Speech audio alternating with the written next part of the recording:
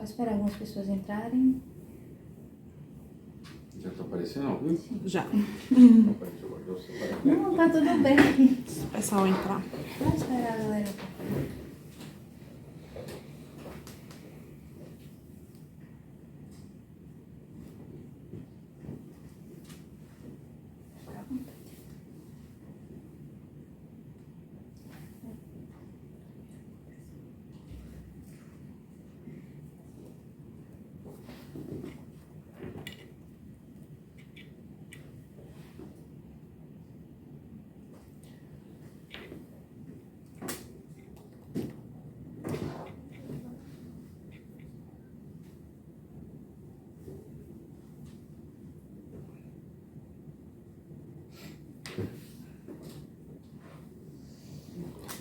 Temos 5 pessoas, por enquanto. Então, vamos já iniciando. A live vai ficar salva, o Tornaldo, na página do Instagram, para que outras pessoas depois possam ver, né? Às vezes o horário é um pouco inconveniente, né? Tem pessoas no momento que estão trabalhando, então vai ficar salva. Certo. Gente, vocês estão escutando direitinho? Coloque um retorno, por favor, no chat da live, quem puder.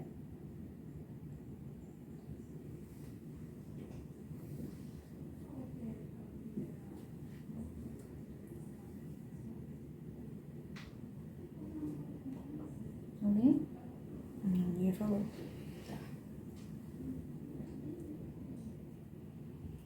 Ok.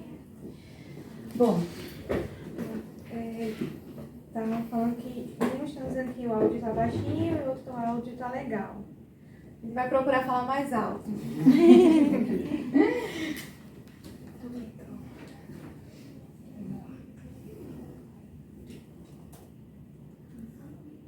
Ronaldo, eu queria que o senhor se apresentasse, falasse um pouco sobre a sua história, tanto da biomedicina, como foi a sua carreira, desde o princípio mesmo, o porquê escolheu biomedicina, como foi a sua trajetória como biomédico, por favor. Boa tarde a todos e todas. Boa noite quem for assistir, bom dia quem for assistir de dia, tá? Meu nome é Ronaldo Rodrigues Sarmento, né? Eu sou biomédico formado na primeira turma de Minas Gerais de Biomedicina no ano de 2001. A primeira turma de Minas que aconteceu, a gente formou numa universidade chamada Uniub, que é a Universidade de Uberaba, que é uma cidade pequena, que foi onde aconteceu a primeira turma, que iniciamos com 40 alunos e terminamos com 12 alunos formados lá. E aí o que aconteceu? A trajetória mesmo minha com relação à biomedicina começou bem antes. Eu estava no colegial, estava lendo a respeito dos cursos da área de saúde. Eu gostava de todos os cursos, odontologia, medicina e vários outros cursos.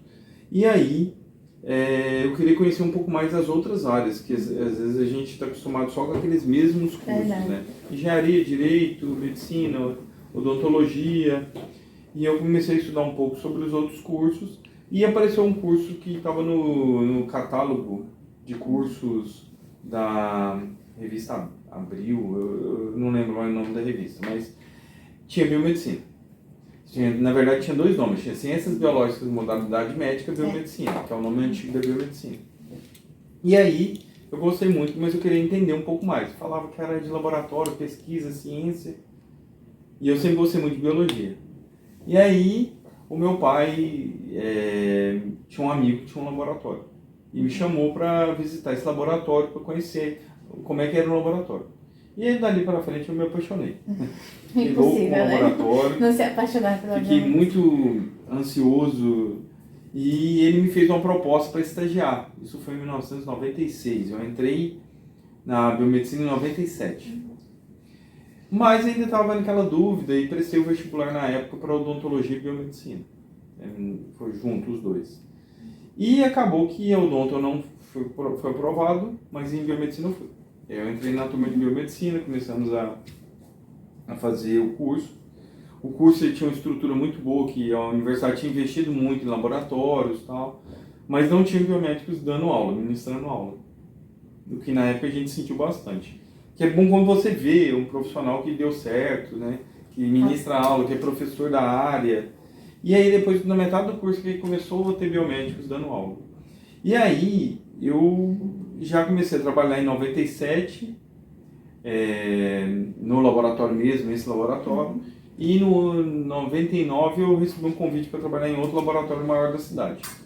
E aí chegamos na formadora em 2001, né? Que eu já tinha uma experiência bem vasta de plantão, de laboratório, de várias áreas de laboratório, setores laboratoriais, hemato, bioquímica, micro, gostava de todas as áreas.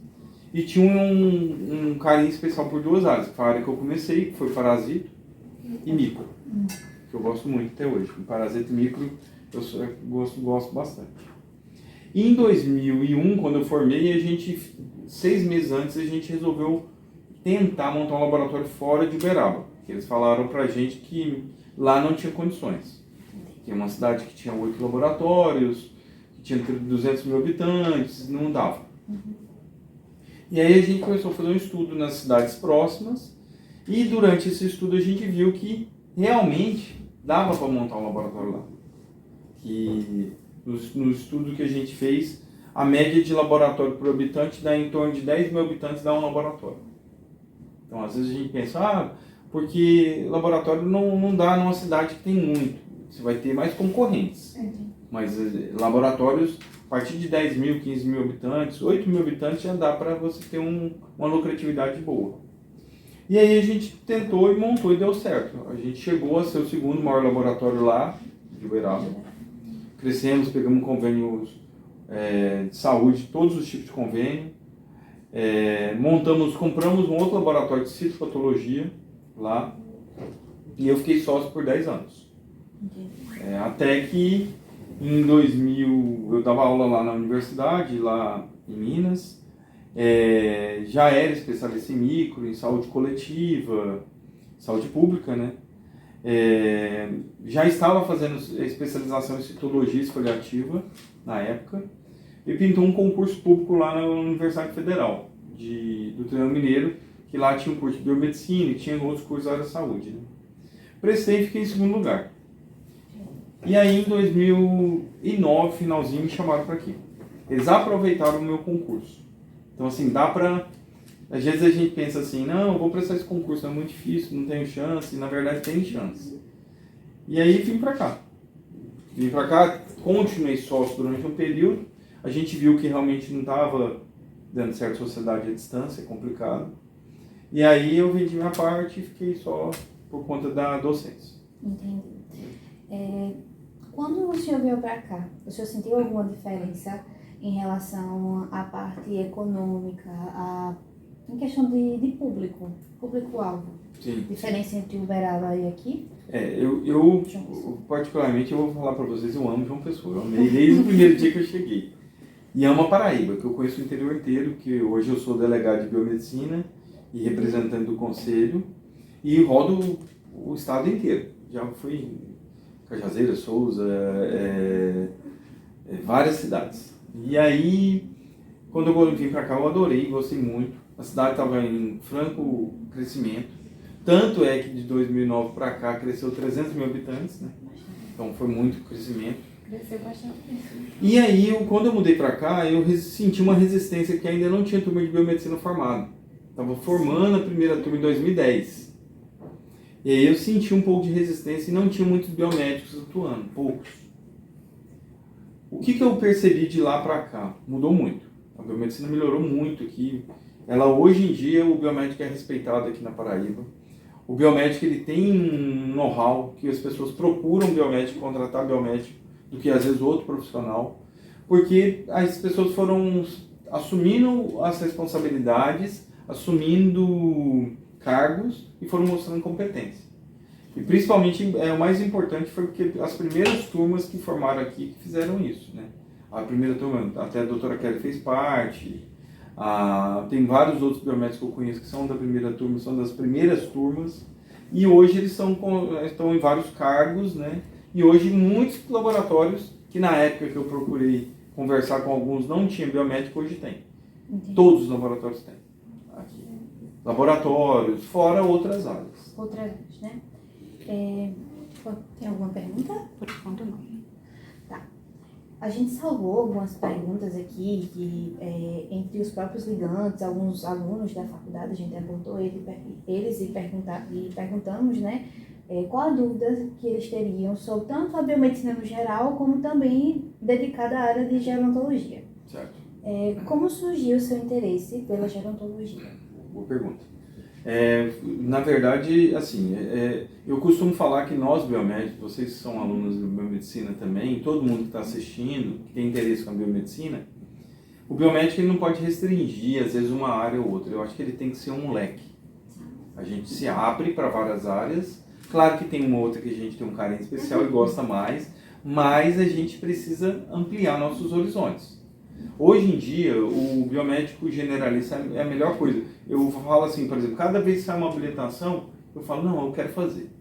Eu quero aprender sobre isso, eu quero fazer sobre isso. Por quê? Porque amplia a nossa possibilidade de mercado de trabalho e conhecimento, que às vezes a gente não sabe do dia da manhã.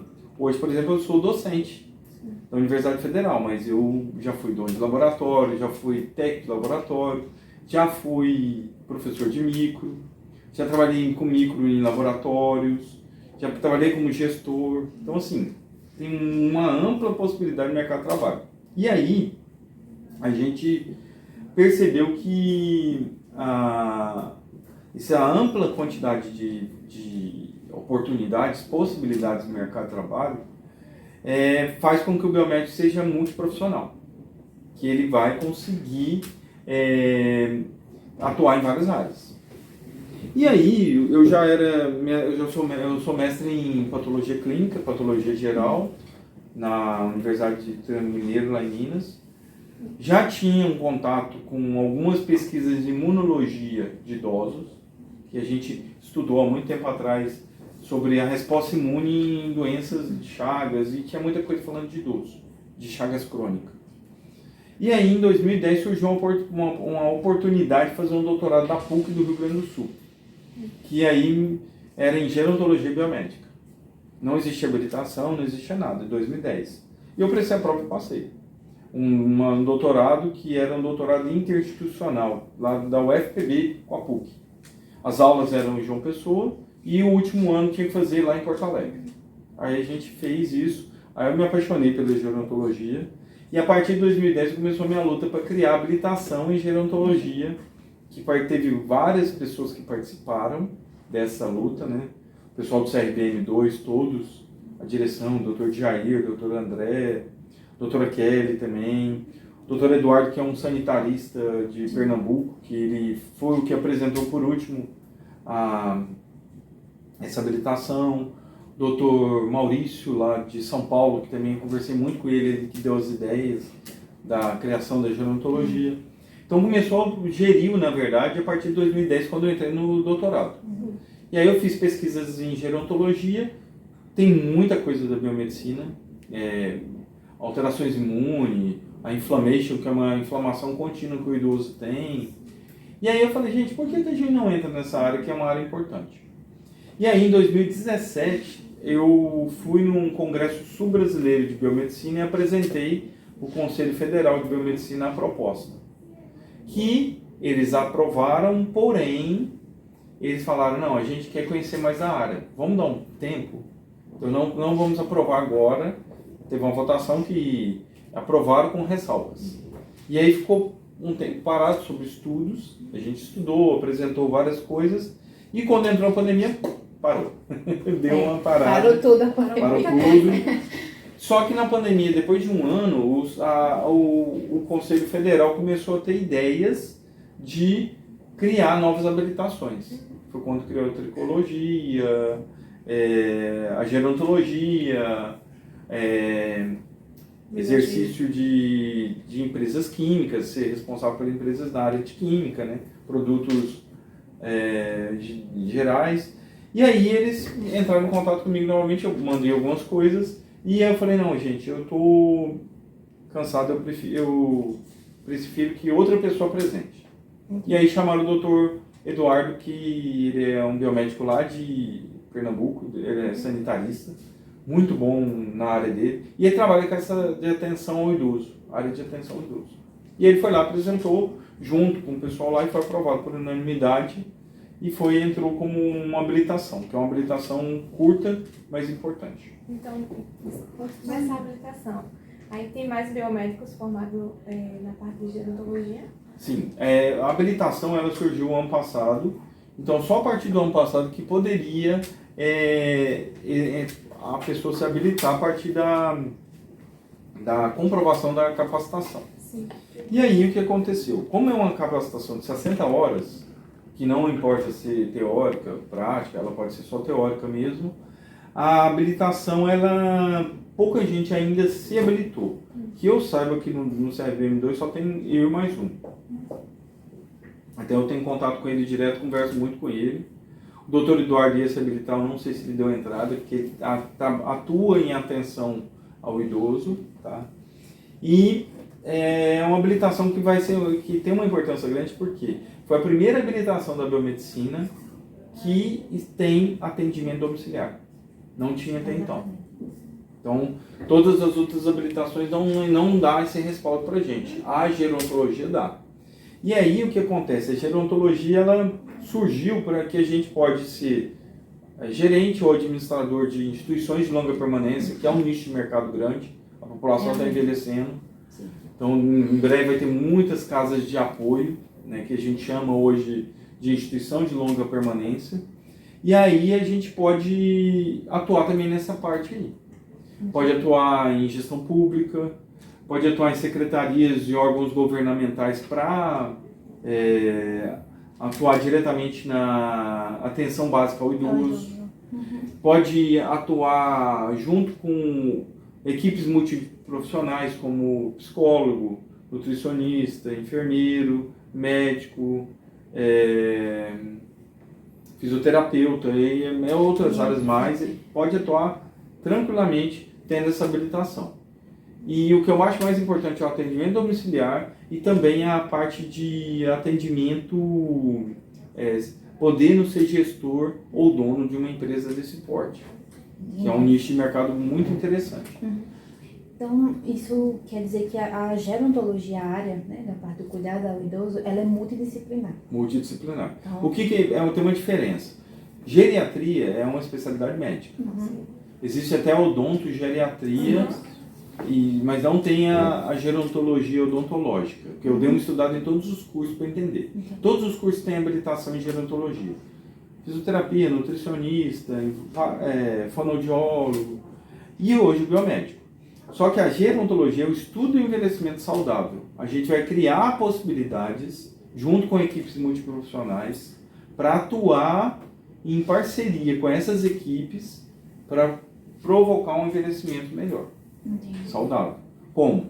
A partir dos 30 anos de idade.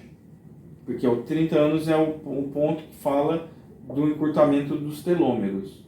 O encurtamento dos telômeros já indica o envelhecimento. Que é o ponto de perde colágeno, aí dá as ruguinhas, olha lá, vocês podem ver.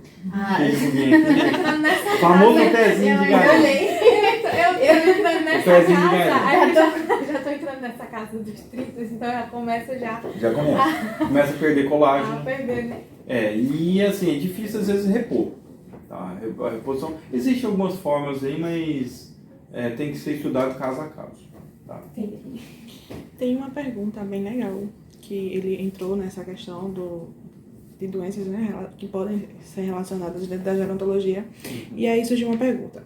Como a biomedicina contribui para o diagnóstico e tratamento de doenças crônicas relacionadas à gerontologia? Sim. Hoje em dia já existem testagens laboratoriais para Alzheimer. Tá? Já existe, esse testagem é caro, mas existe.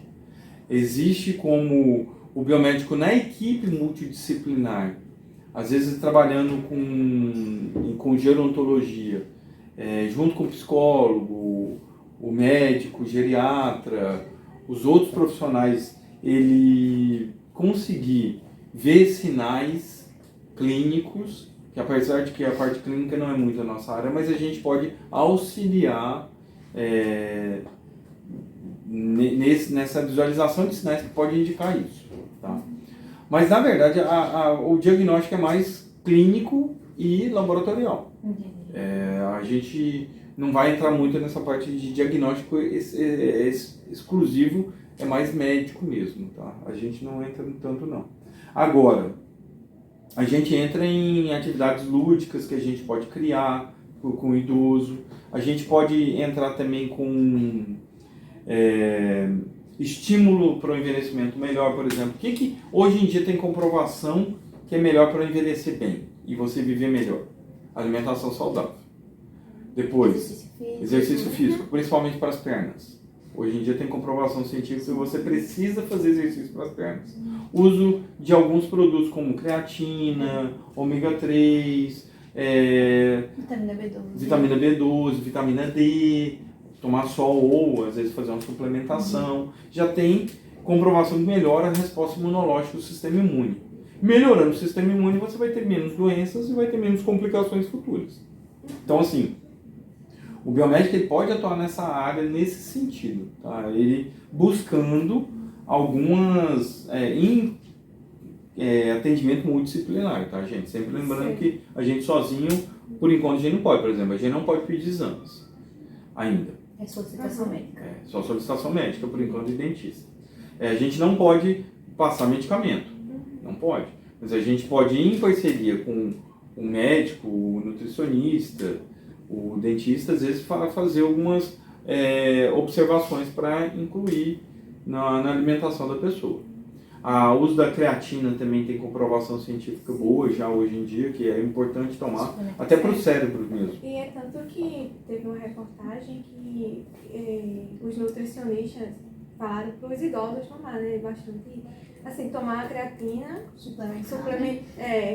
todos os dias, porque eles não praticam exercício físico, alguns, né? Sim. Mas mesmo assim, eles podem tomar creatina diariamente? Pode. A creatina não tem nenhuma, por enquanto não tem. O único problema é eu tomo creatina desde o começo do ano agora. Tomo 2 porçõezinhas pequenas. O único problema da creatina é os rins. A única complicação é quem tem problema renal e quem não ingere muito líquido. Porque a creatina, ela, se vocês lembrarem da parte bioquímica, acompanha, ela pode, em grande quantidade, pode provocar às vezes algum problema se você não ingerir muito líquido. Por exemplo, eu bebo 5 litros de água por dia. Ainda mais agora que eu tomo creatina, eu tô bebendo mais ainda. E hoje já tem comprovação científica da creatina muscular e cerebral. Também, que para o cérebro faz bem também a creatina. Então, assim, são maneiras, por exemplo, como é que eu faço para evitar o envelhecimento precoce? Uso filtro solar, evitar o sol que é mais quente durante o dia, se cuidar, por exemplo, assim, principalmente comendo alimentos com mais nutrientes, mais nutritivos, menos industrializado, menos sódio. Hoje em dia tem uma lei nova que saiu agora esses tempos, né, que foi muito bom pra gente, que as pessoas estão até mudando alguns hábitos. Que você chega no supermercado e aparece com alimento com alto teor de sódio, alimento com alto teor de gordura. Tem um tezinho agora, né? Transgênico. Isso aí. Então, a maioria. Aquilo ali foi muito bom. Eu mesmo mudei alguns hábitos pensando justamente nisso. E tem alguns exercícios físicos que podem ser feitos para as pernas, para o corpo em si, que ajuda também futuramente. Você tendo força nas pernas e nas costas, você consegue viver mais. Isso já tem comprovação. Tinha um professor meu do doutorado que falava, qual que é o melhor exercício? Caminhada. Caminhada é gratuito, todo mundo pode fazer, e uma hora para outra você pode fazer, por exemplo, em vez de vir para a universidade ou para a escola, andando de ônibus, você vem a pé. Já é um exercício físico. Então, faz bem. E também, assim, falou a parte do colágeno, que depois dos 30 já vai perdendo. Perde colágeno. E como é que faz para repor esse colágeno? Essa reposição aí já é natural. Isso é natural. Todo mundo vai perdendo a elasticidade da pele, normal. Existem alimentos com uma grande quantidade de colágeno, principalmente o osso, o tutano que tem lá dentro do osso, que às vezes tem uma grande quantidade. Cartilagens, por exemplo, alimentos que tem cartilaginoso. Hoje em dia você compra. Suplementação. Suplementação de colágeno também. Agora, não é tão fácil essa reposição. Tem que ser acompanhado pelo médico, por algum profissional da área mesmo. Então, dermatologista. Existem hoje produtos que você passa, também tópicos, que ajudam nessa diminuição de perda de colágeno. Tá? Mas é o que dá sustentabilidade na pele, né? Alguma pergunta, Branca? Tem uma bem interessante aqui, por exemplo. Essa aqui. Quais são os desafios atuais enfrentados pela biomedicina na pesquisa e desenvolvimento de terapias voltadas para o envelhecimento saudável? Boa pergunta. Então, eu hoje lá na UFPB, eu sou pesquisador. Eu faço pesquisas em parasitologia, imunologia e faço algumas coisas de envelhecimento também. Tá? Um dos problemas nossos em pesquisa hoje em dia é falta de verba. Nas universidades, seja privada, seja pública, houve uns cortes bem grandes de verba e a gente não consegue fazer a quantidade de pesquisa que a gente precisava para descobrir alguma coisa. Tá? Mas, mesmo assim, a gente se vira lá nos 30 e consegue fazer uma pesquisa ou outra. As pesquisas que a gente produz, principalmente no Brasil, em alguns centros, por exemplo, Rio Grande do Sul, aqui em Pernambuco também tem uma área muito boa de pesquisa, ali na parte central também, em Brasília, tem muitas pesquisas que o pessoal faz e tem biomédicos que estão inseridos. Quando eu fiz doutorado da PUC, tinha muitos biomédicos fazendo doutorado comigo na época. E nessas pesquisas, tem biomédicos atuando em empresas que fazem produtos como colágeno, reposição de colágeno, medicamentos. Então o biomédico é inserido em tudo. Tá? A gente vê, por exemplo, tem hoje biomédicos inseridos em empresas, como por exemplo, vou dar um exemplo aqui, que é meu amigo Dr. Turíbio, que é o maior fisiologista, né, biomédico do Brasil, né? Ele tem empresas que ele trabalha, ele é um biomédico referência mundial, nacional também, que produz produtos, né, que ajudam no envelhecimento. Então o biomédico está inserido. Ainda, como uma coisa ainda nova, essa parte de gerontologia, eu acho que vai crescer muito. E eu acho que a gerontologia vai crescer por um ponto que eu acho que é fundamental, que é o atendimento domiciliar. Que é a primeira opção nossa, que foi entrar dentro do domicílio de uma pessoa que a gente não podia antes. E hoje pode, por causa da gerontologia. Então já é uma primeira porta de entrada. O contato direto com o paciente. Com o paciente. Que antes a gente poderia fazer só em clínicas. Sim. Não poderia fazer nada com ele. Domiciliar. É a primeira vez que aconteceu isso. Então isso abre portas para outras coisas. A gerontologia, como o senhor acabou de comentar, ela é muito ampla. Né? E muito interessante, principalmente para a gente que somos discentes. Ainda desperta a curiosidade e o senhor explicando, falando, dá para ver o tanto que gosta da área, né? E o tanto que ela tem tudo para vingar futuramente. Tá, mas eu como estudante de biomedicina, já estou bem pertinho do fim, para me tornar biomédica, me formei. Quais seriam os próximos passos para me tornar habilitada em gerontologia? Sim.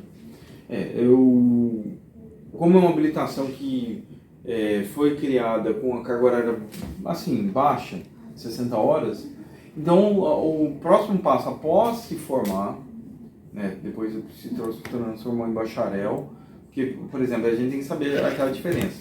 Eu sou biomédico? Não. Você só é biomédico depois do registro profissional. Exatamente. Depois de ser bacharel. E você fez o bacharelado, né, ou licenciatura, que hoje existe biomedicina licenciatura também. E aí eu vou procurar uma habilitação, vou procurar um curso. Então procure um curso, e vocês sempre procurem saber como é que é no CRBM de vocês, seja o 2, o 1, o 3, o nosso é o 2 do Nordeste, que vai fazer essa habilitação e aceita. Por exemplo, o curso que eu fiz de 4 anos de doutorado na PUC do Rio Grande do Sul me deu a habilitação. Eles pegaram minha documentação, analisaram toda, ok, tá dentro. Então também não é qualquer curso. Tá? Tem que ser um curso, sempre que vocês forem procurar, que tenha um respaldo de alguém. Na dúvida, procure saber se o conselho vai habilitar. E pode ser que o conselho não habilite. Tá? Então, Entendi. o primeiro passo, procurar o que vocês querem atuar. Eu quero fazer gerontologia biomédica. Vamos ver os cursos. Que às vezes pode ser que tenha um curso que seja um curso simples, que não tenha nenhuma universidade, nenhum respaldo, a pessoa fez. Por exemplo, eu montei um curso do nada. Não pode. Eu preciso de alguém que me dê um respaldo, ou uma universidade, ou uma associação. Entendi. Entendeu? As associações de classe são muito importantes para isso, porque elas dão respaldo para você atuar. A gente está agora com a fase final de implantação da nossa associação, a Associação Paraibana de Biomedicina. Quando ela estiver pronta, a gente vai lançar cursos nesse sentido. Tá? Tem a BBION também, que é a Associação Brasileira de Biomedicina que eu faço parte, que é uma associação nacional, que ela tem cursos também nessas áreas aí, junto com a Escola Nacional de Biomedicina, que é também que vai dar esse know-how para vocês. Todos esses cursos que saem da Associação de Biomedicina, da Escola Nacional de Biomedicina, a BBION, você é certeza que vocês vão ser habilitados. Entendi. E a carga horária desses cursos? Tem que ser de 60 horas, porque para habilitar, você tem que fazer 60 horas. Tá? Por exemplo, as PICs. Vou dar um exemplo das PICs. As PICs, elas são habilitações biomédicas e varia de acordo com cada uma. Por exemplo, eu quero fazer PICs em acupuntura, 360 horas. Mas eu quero fazer PICs em outra área qualquer. Tem PICs, por exemplo, que é 40 horas. Mas não é só fazer as 40 horas. Você tem que fazer a carga horária completa, mais uma outra. Então, da gerontologia, por enquanto, se não tiver mudança nenhuma, que eu acho que por enquanto vai ter, são essa carga horária que foi aprovada como habilitação.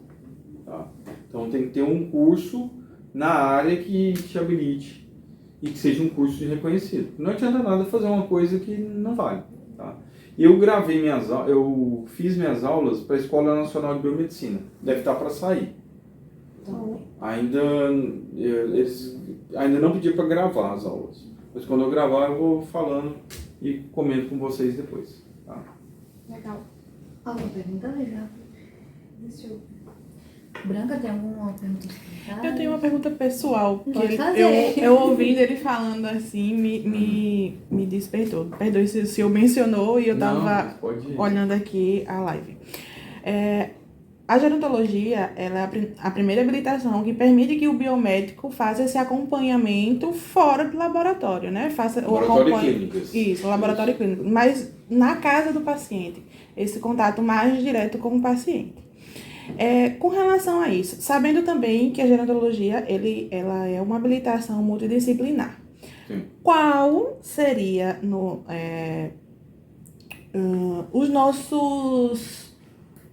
a nossa prestação de serviço junto com outros profissionais de outras áreas? O que é que o gerontólogo biomédico faz em comunhão com outros profissionais de outras áreas? Ótima pergunta.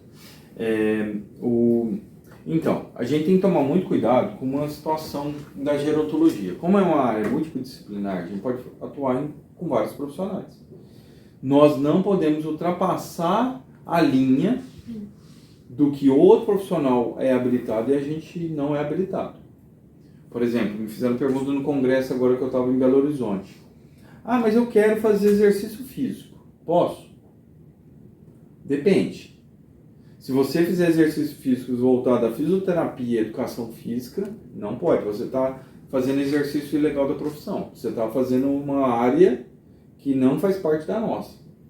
Porém, se eu quiser fazer atividades lúdicas, se eu quiser fazer atividades de estímulo, por exemplo, sensorial, estímulo do idoso, estímulos mental do idoso, isso eu posso. Por exemplo, o que é lúdico? Eu pego, por exemplo, uma caixinha aqui, um exemplo, e coloco várias cores diferentes, vermelho, verde e amarelo. E eu peço assim para o idoso ir passando essas bolinhas de lugar para lugar. Tá?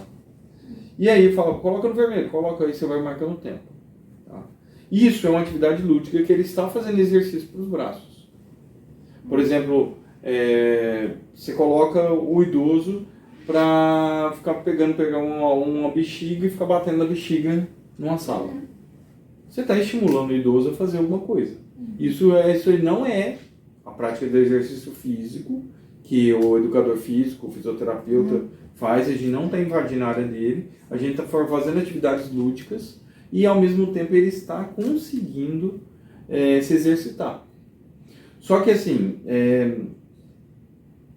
tem que tomar muito cuidado com essa situação de não entrar na parte do outro profissional. Que aí quando a gente entra na parte do outro profissional, a gente está invadindo a profissão deles e aí já não entra mais. Agora tem que lembrar também que o biomédico ele pode ficar em atividades do governo do estado, município, ele pode trabalhar em secretaria de atenção ao idoso, secretaria de estímulo ao idoso para algum programa governamental. A gente não pode pensar que é somente eu vou montar uma clínica de atendimento ao idoso. Não.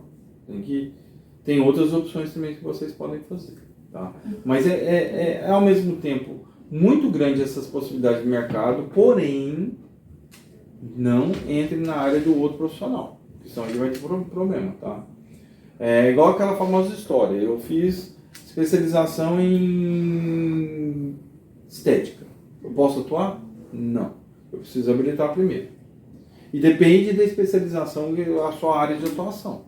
Senão você vai querer falar que faz tudo e na verdade vai fazer algumas coisas que você não deve. Então a gente tem que tomar esse cuidado. Mas é uma ampla possibilidade de mercado de trabalho. O que eu bato bastante na tecla, gente, é o domicílio. Teve um amigo meu, muito amigo, que ele trabalha com Pix, com acupuntura. Ele falou, eu vou me habilitar em gerontologia. Porque eu posso pegar a acupuntura e fazer no idoso. Na casa do idoso. Legal. E não pode a acupuntura fazer sem ser numa clínica. Não pode fazer em casa. Agora, se ele tem pacientes idosos e ele é gerontólogo, aí ele vai poder atuar nessa área aí. É até melhor para o idoso, né? É melhor para o idoso, porque o idoso, sair. a maioria dos idosos não consegue sair. Por isso que foi pensado no domiciliar. Porque o idoso às vezes tem dificuldade de locomoção, ele tem complicação para levar ele de carro para algum lugar, às vezes não tem acessibilidade, porque a gente sabe que, apesar da lei falar que tem que ter acessibilidade, a gente tem um monte de lugar que não tem. Então é complicado. Eu tenho uma pergunta aqui sobre já a parte a domicílio, né? Também eu acho que essa daqui encaixa nisso. Como a biomedicina, a gerontologia pode contribuir para a prevenção de doenças comuns em idosos, como a osteoporose e o Alzheimer? Boa pergunta. Eu vou lembrar um pouco do meu doutorado. É que a gente estudou isso de Alzheimer, Parkinson. Existem algumas formas de você evitar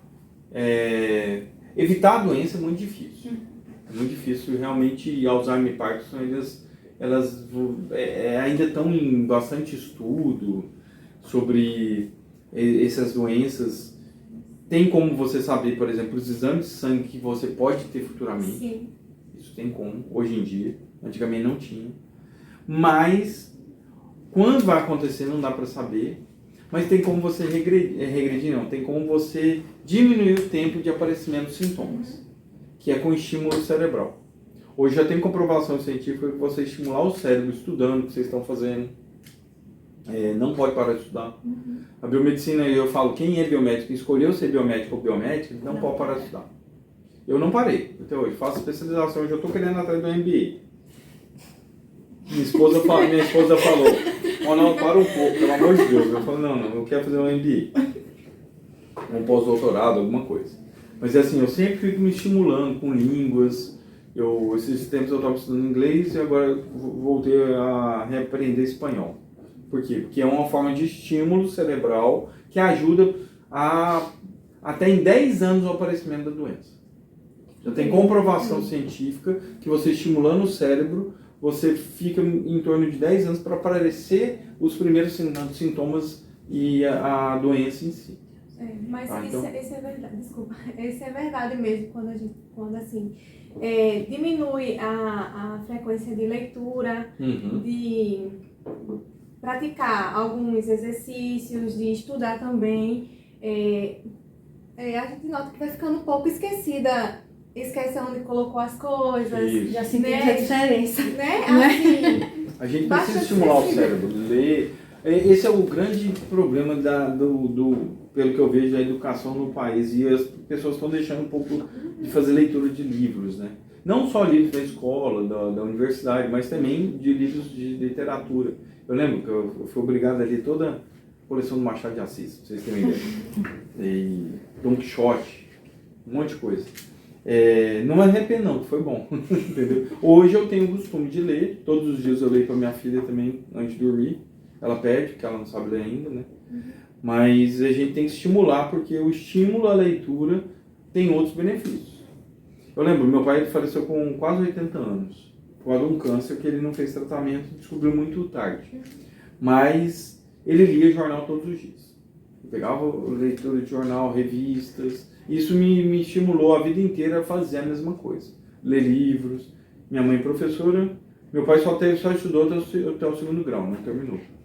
E ele sempre falava, Ronaldo, você tem que ler, para saber o que você vai conversar, para saber mesmo que você A didática. tem didática e manter o cérebro ativo. O pai dele falava isso para ele, o cérebro tem que ser mantido ativo. E como que a gente faz isso? Lendo, estudando. Eu até brinco que o pessoal fala, as redes sociais tomam conta de tudo. Mas as redes sociais, elas também têm uma importância. Benefícios. Porque o idoso, ele estava isolado, ele estava no momento de pandemia sem ninguém. Quem que salvou ele? A rede social. A rede social faz a gente ler. Tudo bem que são leituras curtas, que a gente chama até de leitura TikTok, que é a leitura que você quer assistir rápido, que ela é rápida. Ninguém quer ler um textão, né? Aí quando põe lá um textão, fala, não, já vem ele com um textão, né? Mas o textão ele é importante também, mas as leituras pequenas também são importantes. Então, às vezes, uma rede social que tem um escrito, alguma coisa, já é uma forma de leitura. Algo simples do dia a dia a gente acaba ignorando, né? Eu vou dar um exemplo, desculpa te atrapalhar, mas é um exemplo de uma pessoa que não sabia ler e escrever, aprendeu com rede social. Que é uma tia de uma amiga minha, que ela escrevia no WhatsApp tudo errado. Escrevia no WhatsApp errado. E assim, as pessoas começaram a falar pra ela, tal, não, escreve isso. E ela foi vendo, ela falou um dia pra gente, não, eu aprendi a escrever com o WhatsApp. Aprendi a escrever com rede social, porque eu não sabia, eu comecei a ver o que era o correto e eu fui fazendo isso. Vocês viram tanto que o estímulo é importante para a vida, né? Então, assim, a gente tem que estimular cada vez mais estudar e ler. E não parar de estudar. Nunca. Até para não pegar, até para não desenvolver mais cedo, viu, gente? Porque isso tem caráter genético. São doenças neurodegenerativas que têm a característica genética. Sim. Então, quem tem alguém que teve Parkinson, Alzheimer na família, é igual o diabetes. Fica de alerta. Apesar de que eu já tenho casos que as pessoas apareceram com Parkinson, Alzheimer do nada. Tem também outros fatos que faz com que apareça. Por exemplo, boxe. Quem luta boxe vai sofrer lesões, ou a pancada na cabeça pode fazer com que apareça. Tem muitos casos de boxeadores que tiveram Parkinson. A gente vê o Mohamed Ali, sou muito fã dele. Ele treina muito, então ele Parkinson também. Sim. Mais alguma pergunta? Pessoal? Tenho outra minha. Pode perguntar. Porque os tic-tac aqui vai funcionando, vai um monte de dúvidas. Olhando aqui a sua descrição pessoal, eu vi que o senhor tem também especialização, como o senhor também já havia falado, em microbiologia e parasitologia. Isso. Diante disso, o senhor, como gerontólogo, conseguiu fazer algum link entre a área de microbiologia e parasitologia já com a gerontologia? Sim. E se sim, qual deles? Qual o link mais importante, digamos assim, mais frequentes e pontuais o senhor conseguiu fazer? No doutorado, como eu gosto muito da área de microimunoparasito, né? Que a gente brinca que é o DIP, né? Doenças inflamatórias pélvicas, né? Que e as doenças tropicais. Eu gosto muito de doença tropical, que é a doença do Brasil, dos nossos trópicos, né? E aí, no doutorado eu fiz um trabalho que eu pesquisei parasito em idosos. A gente fez o exame parasitológico de 124 idosos, 140 idosos, 124 estavam positivos. A gente fez 8 técnicas diferentes e vários tinham xistossoma. Em uma área aqui de João Pessoa, que eu não posso falar o nome da área, que é... Passei para o governo do estado, município, tudo. E aí o que acontece? Na época que eu fiz o doutorado, eu fiz esse trabalho e a gente viu que o idoso tem uma maior possibilidade de pegar parasito. A gente até, vocês devem ter aprendido, né? Giardia é comum em criança e idoso. E outras parasitoses também, por quê? Porque o idoso volta a ser um pouco criança, dependendo da... Hoje em dia tem muito idoso ativo, mas tem idoso que começa a ter demência senil, que tem esses Alzheimer e Parkinson, esquece, vai lá e bebe água da torneira, vai lá e pega um alimento que está muito tempo... A gente vê isso em casas, às vezes por descuido. Um alimento perto está lá na geladeira, ele come aquele alimento e vai ter infecção. E tem comprovação também científica da microbiota intestinal do idoso que muda. Tá? Então aí, quando muda a microbiota, influenciam várias coisas do corpo também. E no doutorado a gente falou muito sobre o inflammation, que inflammation é uma situação que todo idoso tem, que é um processo inflamatório constante. E esse inflammation, as citocinas, quimiocinas, as interleucinas, que são da parte imunológica, elas ficam bem atiçadas. E existe uma produção de óxido nítrico. E o óxido nítrico ele é responsável pelo processo inflamatório. Aí dá dor. E aí, tendo muita dor, o idoso sofre mais.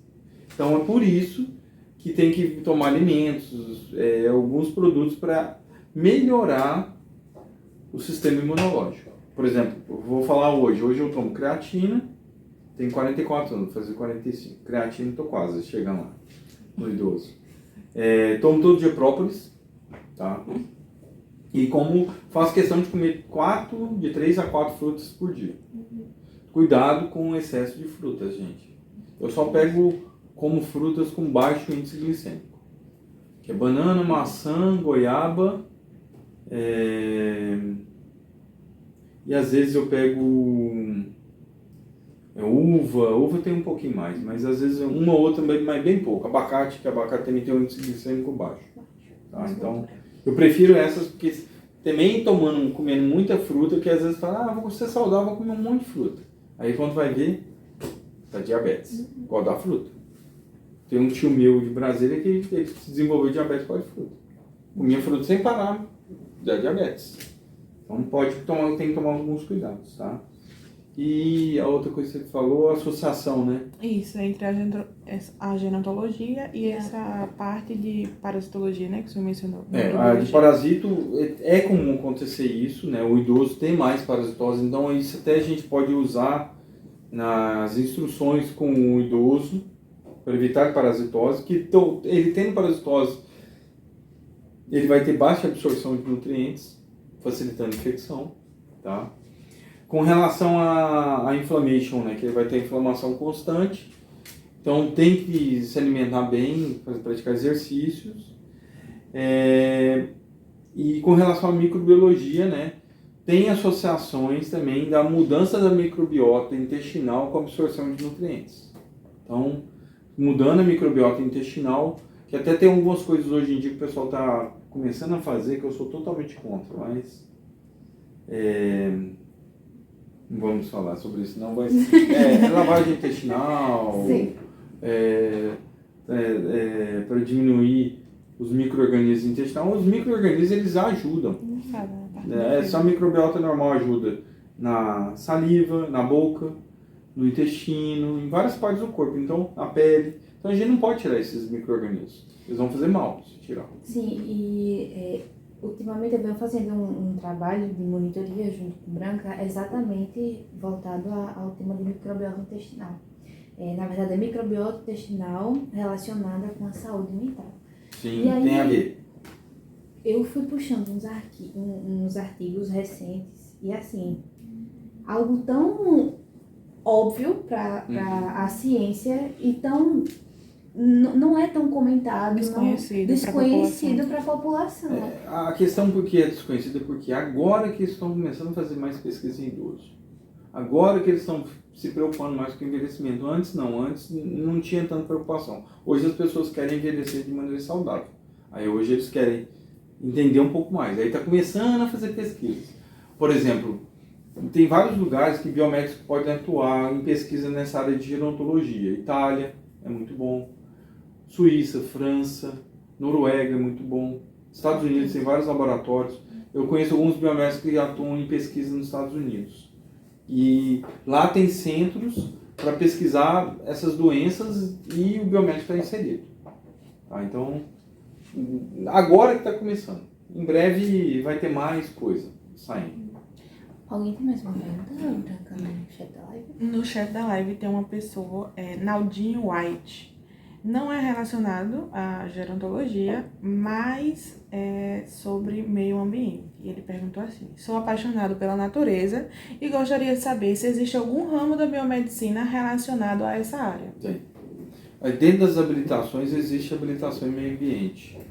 É uma habilitação e análise toxicológica também tem como habilitação. Existe uma habilitação que é muito interessante que eu cheguei a fazer em micro habilitação, que eu fiz especialização em micro.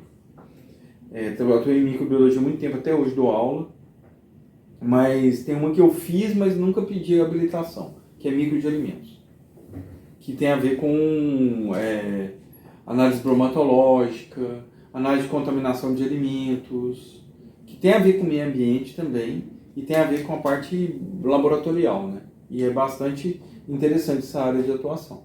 Tá? Existe uma habilitação em meio ambiente que o biomédico ele pode ser habilitado para atuar em secretaria de meio ambiente e outras áreas que ele pode ser responsável por zoonoses também, com outras dessas áreas aí vertentes, também. Né? Tem mais alguma? Outra pergunta aqui do chat, aí voltando para a área de gerontologia, a pessoa perguntou assim: foi falado, né, sobre a multidisciplinaridade na gerontologia, e aí a pessoa perguntou como é feito a fiscalização dessa invasão do biomédico em outra profissão, ou de outra profissão dentro da biomedicina. Sim.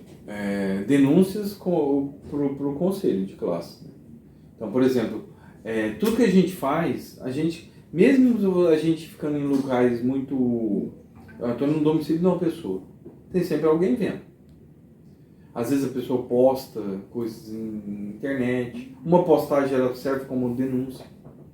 Então, assim, a gente tem que tomar cuidado para não entrar... como eu falei para vocês, nessas áreas aí que pode acontecer de ter... de ética. Comissão de ética, e a gente tem a comissão de ética do conselho nosso, e tem também da odontologia, da fisioterapia, da educação física e de outros. Então pode acontecer também dessas outras áreas ter denúncia. E aí, normalmente é denúncia de conselho para conselho. Tá? Então aí eles vão ver se a pessoa realmente está habilitada, se ela está fazendo os procedimentos. Aí o Conselho de Biomedicina, ou o outro conselho, ele pode pedir para você mostrar o que você está fazendo. Aí tem que tomar esses cuidados aí. E também, assim, falou da parte de gerontologia domiciliar. E na questão de asilos, como funciona? Os asilos que hoje não chamam mais asilo, né? Hoje é instituição de longa permanência. Né? O biomédico ele pode ser gestor, ele pode ser administrador, ele pode ser dono. Sim. Em vez de, por exemplo, antigamente a pessoa que tinha essas instituições, que hoje são casas de apoio, né? Que mudou totalmente do que era antigamente. Eu visitei algumas esses tempos atrás, há 2 anos e meio, vai fazer 3 anos.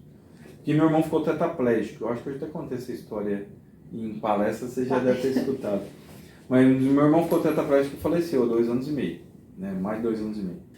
E aí, o único lugar que aceitava o tetraplégico era instituições de longa permanência.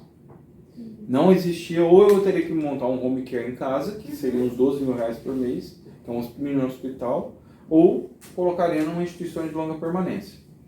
E aí é um nicho de mercado também para o gerontólogo, montar um negócio desse para atender pacientes com lesão medular, pacientes com às vezes, doenças neurodegenerativas, Parkinson, Alzheimer e assim vai. Então, assim, é uma outra área que o biomédico pode ser gestor nessa área. Entendi. E ele pode ser contratado por até hospitais mesmo, se ele tiver habilitação e experiência em gestão, que eles vão exigir experiência em gestão para atuar nessa área também. Ok. Doutor Ronaldo, desde já agradeço a sua presença aqui na live. Para encerrar, eu gostaria de fazer uma pergunta que acho que é muito importante, é sobre os desafios da gerontologia atualmente. Quais são os desafios que a gerontologia biomédica vem passando no atual momento ou